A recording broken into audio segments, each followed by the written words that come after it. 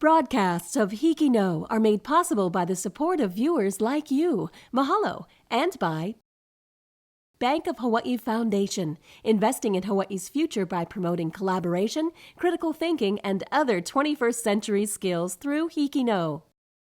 Kamehameha Schools, empowering Hawaiian keiki to explore, discover, and inspire.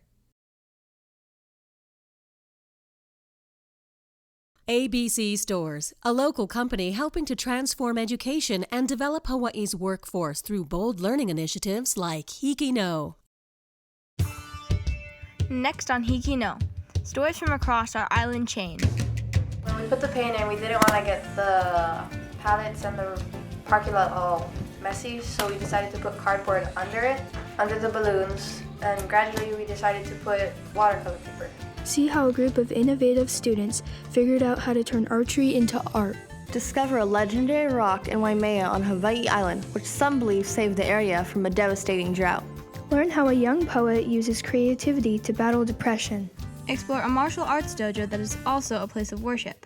Learn how to nurse a lost bird back to health. Meet a cultural treasure who has dedicated her life to keeping Japanese traditions alive in her community. And listen in on the inner thoughts of a young filmmaker. All in this episode of HIKI NŌ, coming to you from the town of Makauʻi and the students at Montessori School of Maui, home of the Mustangs.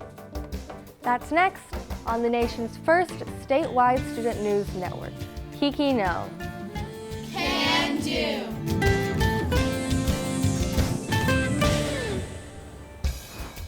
Aloha! We are here in the town of Makauʻi at the Montessori School of Maui. Montessori schools around the world are student-centered, so everyone learns at their own pace. Materials are used to guide their learning. For example, sandpaper letters are letters written on sandpaper for younger children to trace and learn the shape. Classrooms have mixed grades. Younger students can go to older ones with a question, and older students get to practice being class leaders. This helps them develop leadership skills and independence. Our first story takes us to the island of Kauaʻi, where students at Kula Niihau or Kekaha Public Charter School make a very convincing case for the old saying, necessity is the mother of invention. In December 2016, Kula Niihau Kekaha became the first school on Kauaʻi to join the National Archery in the Schools program. That's NASP or NAS for short. The National Archery in the Schools program has more than 9,000 participating schools in the U.S. and around the world. The program follows international style target archery and uses standardized equipment throughout. Over Christmas break, with the help of students and staff, the school built an archery range to NAS specifications. By April 2017, the high school archery team was ready to compete in its first NAS state tournament. Kula Niihau Kekaha's Po'okuma tells us more about the archery program. The idea of the National Archery in the Schools program started out as a high school program. There was immediate interest by other grades. From there, we decided to include our middle school students. In the winter of 2018, we then opened up as an elective offering of archery for our grades K to 5. And the interest doesn't stop there. Community interest grew as well, and we have established quarterly community archery days. Kumu Jim took us through all of the steps necessary to participate, just as he did with all the students. How did art find its way into the archery program? The Arches to Art program began when we started shooting at balloons. We found out that the wind blew the balloons too much, so we added water into them, and we decided that we should take a spin on things and add paint into it. When we put the paint in, we didn't want to get the pallets and the parking lot all messy, so we decided to put cardboard under it, under the balloons, and gradually we decided to put watercolor paper. I decided to make a game out of shooting the balloons. Whoever shoots the balloon 3 times out of the 5 times is the winner. Ready. 3, 2, 1, shoot.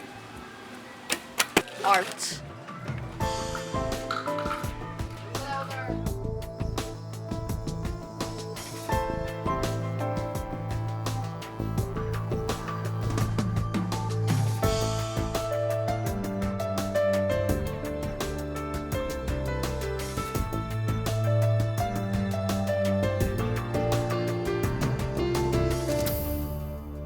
This is Keala Kanahele from Ke Kula Niihau o Kekaha on Kauaʻi for HIKI NŌ. HIKI NŌ is now on Instagram. For show updates and a peek behind the scenes, follow us on Instagram at HIKI NŌ Can Do. Our next story takes us to the Waimea area of Hawaiʻi Island, where students at Hawaiʻi Preparatory Academy Middle School introduce us to a legendary rock that is said to possess special powers.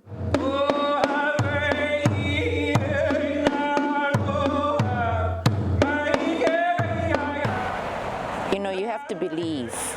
You have to believe and you have to trust that the ways of an ancient people that were here before you and were passed down to you are upright and true. Well, in a hidden place in the small town of Waimea on the Big Island, a legendary pohaku or rock by the name of Manaʻua was a savior for many people in their times of need and despair. Many Hawaiian people believe that Manaʻua can provide a safe haven for them to practice their culture and to perpetuate what they believe in. Aloha mai kākou o pua keis koʻu inoa o mauna a wākea kuʻu mauna o keia o Manaʻua ka pohaku o ka ua o Waimea. My name is Pua Case. I am born and raised here in this community of Waimea. This is my One Hanau, my birthplace. Mauna Kea is my mountain, and I am standing in front of Manaʻua, the rain rock of Waimea. Manaʻua got its name from the mo'o, or lizard that lives in Kohakuhau stream, that sunbathes on this pohaku with her family. There are those who still can see them. And so when we come here, those who can see them will say, oh, Manaʻua is here. It is said that Manaʻua has the gift to bring water to Waimea in times of need. When my father was in charge of water for the entire ranch, you know, we went through a really, really severe drought in 1978 and 1979 where we didn't have any more water. If you can even believe that, in a community here in Hawaiʻi where the only water you have is coming out of one spigot at Church Row. Many people, like Pua Case, believe that Manaʻua is the one responsible for bringing Waimea out of the drought and turning it into what you see today.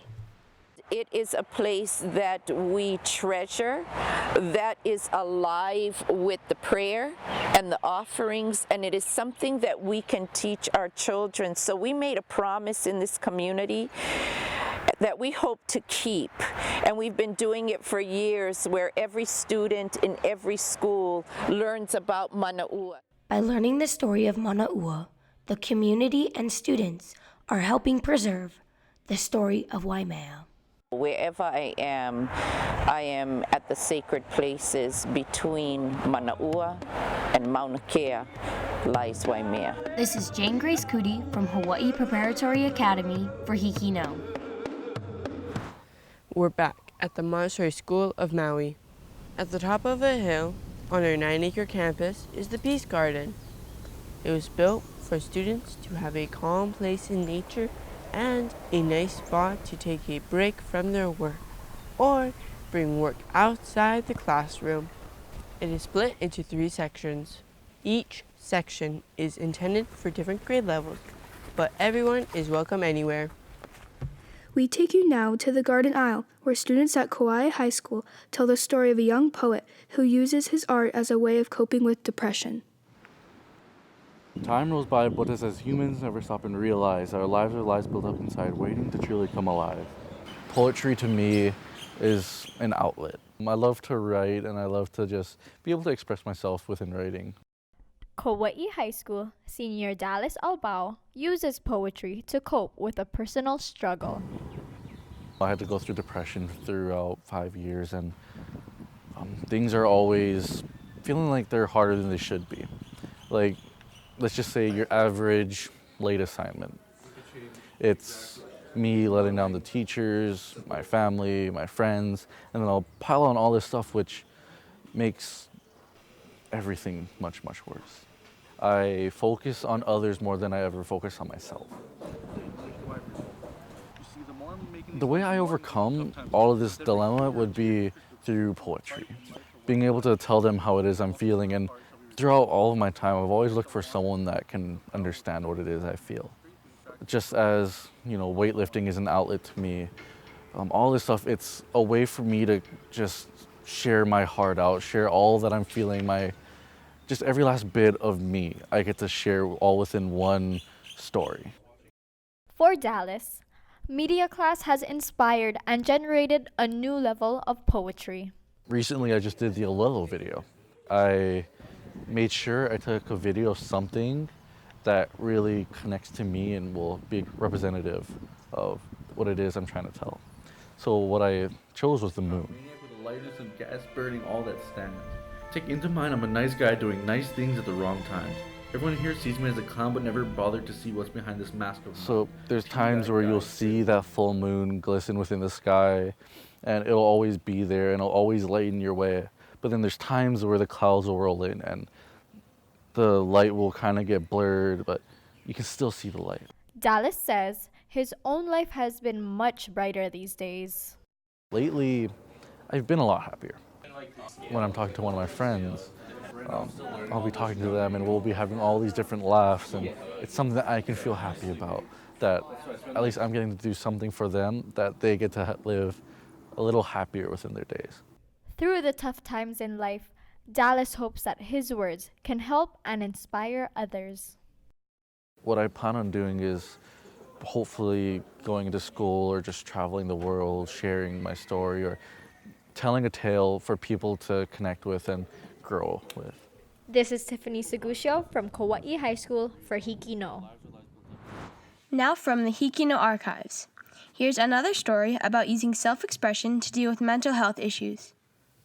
I actually used to self-harm myself. I got it right there on my left arm so that every time I have the feeling of hurting myself, I can look at it and it'll remind myself to stay strong. For 18-year-old Kahului resident Kavena Kekuewa, her floral tattoo serves as a reminder of her self-inflicted cuts and the person she once was. There were so many things that went wrong during 2018, and I honestly thought I couldn't take it anymore. I did a lot of things that I wasn't proud about. When I finally hit my lowest point, it was eye-opening to me. 'Cause none of it was ever worth the risk. I finally admitted to myself that I have a mental health problem, and I finally wanted to get better. Getting better took many creative forms for Kavena. The first step to getting over your ex is to get rid of everything that reminds you of them. YouTube has definitely given me that voice that I thought I would never have. It's given me an outlet where I could actually speak my mind, and I've spent almost all of my life caring about what other people thought, and I have gotten to the point where in my life where I don't care what other people say anymore. I just keep doing the things I love to do. That's all that matters. A healthy network of friends has also served as a catalyst for change. This was a letter from one of my best friends on my 18th birthday. I really wish for you to be happy, Kavena, whatever it takes. I will help you through it. Now I know that I'm never truly alone. I know there's someone I can always turn to, and that gives me satisfaction and just hope. Now, Kavena's hope thrives. In the videos she creates, I'm not gonna lie, I really love having my short hair. her friends, and the life that she lives today. This is Joshua Lee from Maui High School for HIKI NŌ. If you or someone you know is dealing with urges to self-harm, you can find help at www.crisistextline.org/self-harm. We're back in Makawao at the Montessori School of Maui. School can be tough. Students sometimes fear not completing their work on time. But mindfulness can help students with this issue. Mindfulness is a practice used to calm down and clear the mind, to decrease stress and anxiety. We do mindfulness by sitting on cushions with good posture and legs crossed. We warm up by stretching and doing a self-awareness check-in. Then we do 5 to 10 minutes of guided breathing exercise while listening to soft meditation music. 3 ohms close the session. We remain on the Valley Aisle for a story from students at Kamehameha School's Maui Middle School about a special place where self-defense and worship come together under one roof. CJ Reyes has 2 loves, jiu-jitsu and sharing his faith in God. I've been doing jiu-jitsu for 7 years, and I've been teaching the martial art for 4 years. It's been making a big impact, especially on some of the kids. But CJ and his group not only work on the motor skills of their students, they also work on their spiritual side as well. What we do is we share devotions before our classes and throughout different events that we have going on. I've been using that as a platform to share God's love and God's truth with my community. And thus the name of their program, New Creation Jiu-Jitsu, was born. So our program, New Creation Jiu-Jitsu, is founded on the scripture 2 Corinthians 5:17, which says, "For anyone who is in Christ, he's a new creation. All things have passed away. Behold, all things have become new." His drive to help others wasn't always his goal. But this local boy from Molokai was inspired by a childhood angel who changed his life forever. I was growing up, there was this lady, she came from, I think it was California, I believe. And she would come at summertime to do activities with the kids, and the kids would just love her. She would write down our birthdays, and she would send $1 to each of the kids. I can imagine $1, it's like about $100 maybe, if anything. It's a lot of money. But she would do that out of the kindness of her heart. And to me, that was really big. So when I gave my life to the Lord, God reminded me of that time. And so that's why I'm using jiu-jitsu to share about Him. This woman and her scriptures motivated him to create his own acronym that mirrors his beliefs. We have a saying in New Creation Jiu-Jitsu. It's called ROLL, and it stands for respect, order, leadership, and love. In Jiu-Jitsu, we roll, so meaning we shake hands and we actively practice these moves that we learned. And it's also our 4 pillars, which we use in our program to help people to remember what we're all about. The Reyes family hopes that in the future, their program will grow. We would really love to see New Creation have its own home, a building where we could say, okay, this is New Creation Jiu-Jitsu. And our heart and our desire is to reach out to our community. So we get connections all different areas, and it's just a matter of time where the Lord's going to take us there to share this program with other people. This is Riley Rosenthal from Kamehameha Schools Maui for HIKI NŌ. And now, from students at Niihau School in Wailuku, Maui, here's a how-to video that will make St. Francis of Assisi very proud.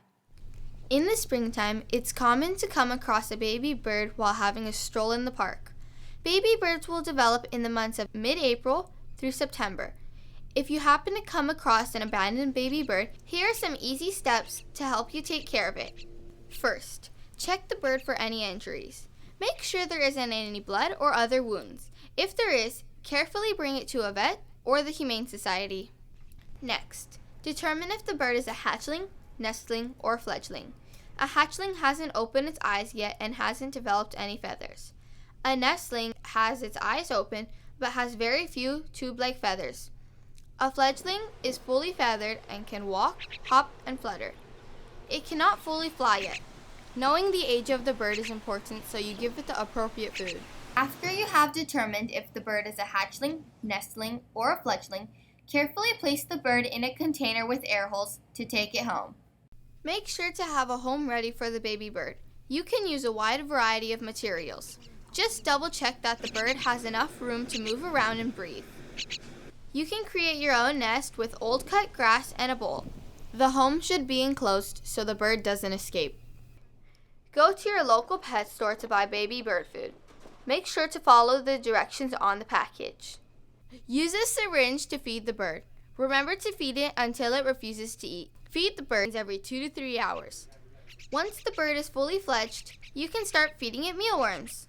When your bird is ready to be freed and can fly, release your feathery friend back into the wild. This is Penelope Dolan from Niihau School for HIKI NŌ.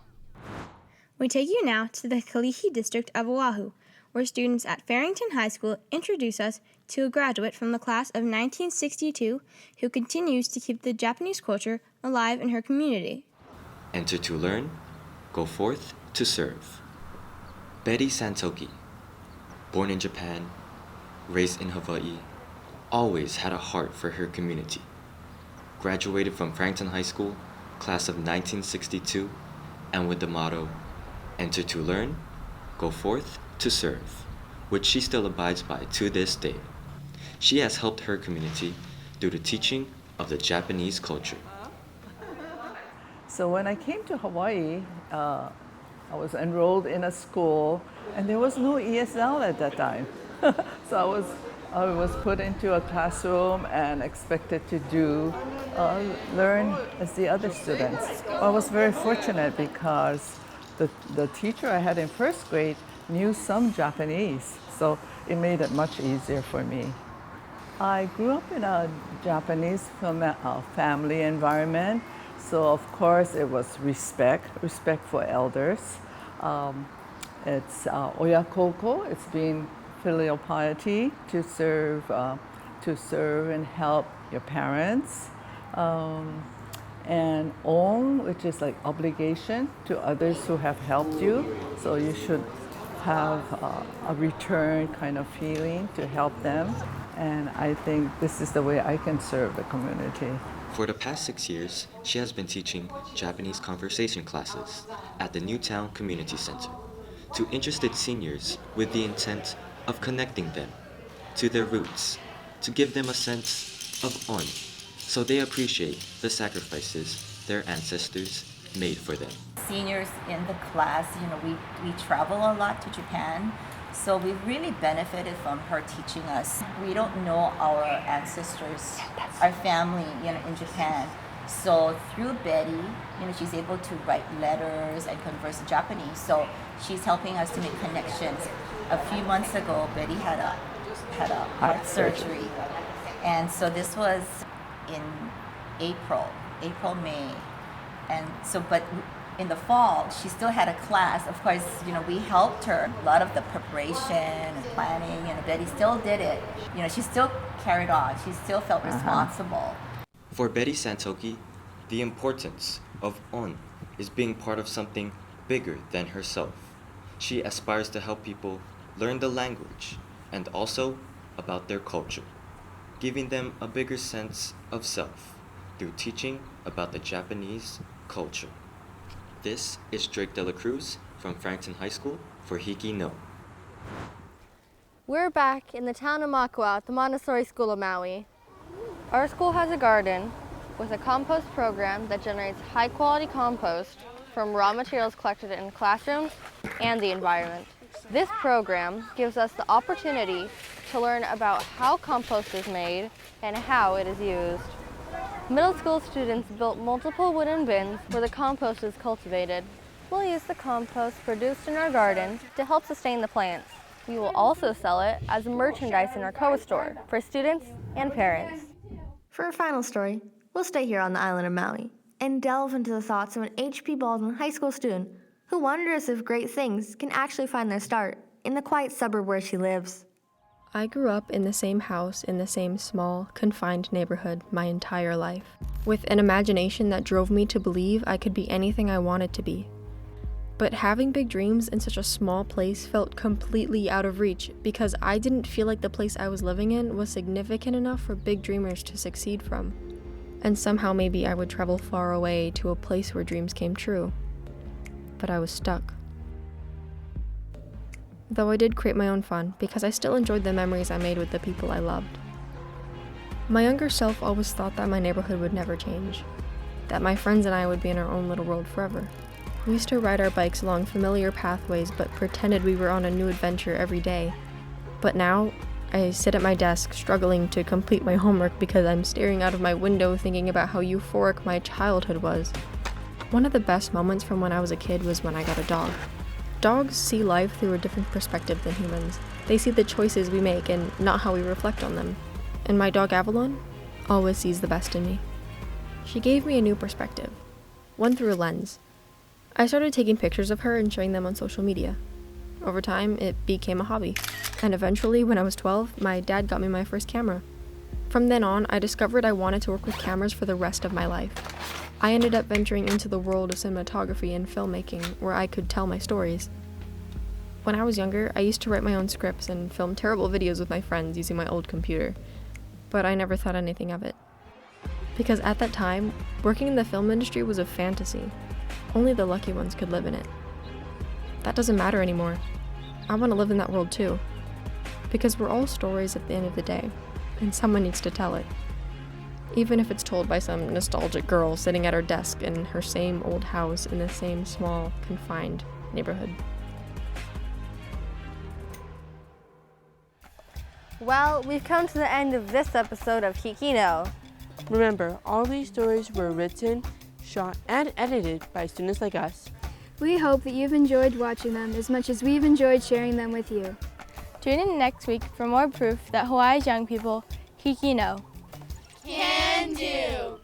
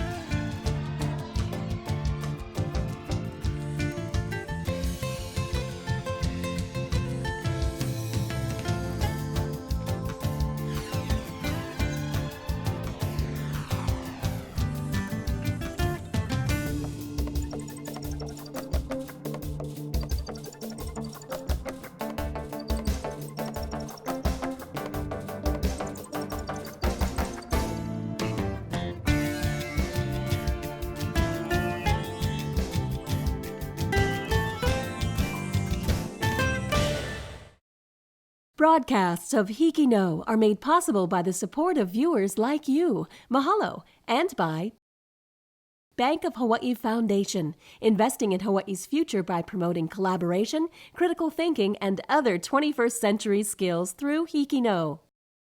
Kamehameha Schools, empowering Hawaiian keiki to explore, discover, and inspire. ABC Stores, a local company helping to transform education and develop Hawaii's workforce through bold learning initiatives like HIKI NŌ.